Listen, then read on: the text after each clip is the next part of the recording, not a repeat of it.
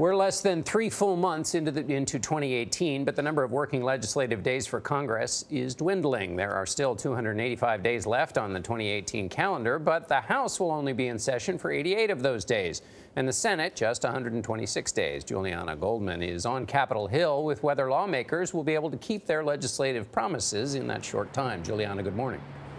Good morning. Well, that might seem like a long bit of time, but don't expect much legislating during that period after this spending bill, which does include some modest measures on tough issues like guns. There's little motivation to take further action before November's midterm elections.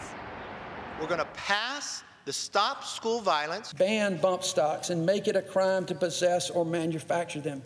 While members of both parties are calling for urgent action on an array of issues. The key thing at this point for us is not just protecting our elections from future Russian intrusion, it's protecting our elections, period. I hope we can do an infrastructure bill. It's unlikely they'll be able to tick through their wish list before the November midterm elections. Let us do our job and move forward. It's harder to get bipartisan consensus these days and get those bills that everyone kind of agrees are a good idea passed because of the level of vitriol. Michael Steele was the spokesman for former House Speaker John Boehner and says whenever it passes, the spending bill will likely be the last major legislative action this year. Given the lack of harmony and bipartisanship in Washington these days, there aren't a lot of other opportunities for big bipartisan bills. The midterm elections are on the minds of many. With upwards of 50 competitive races, Democrats need to pick up 24 seats in the House and 2 in the Senate to take a majority in both chambers.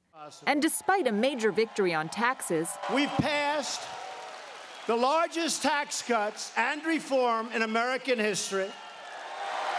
We all know Washington is broken. Republicans will face challengers who decry inaction in Washington.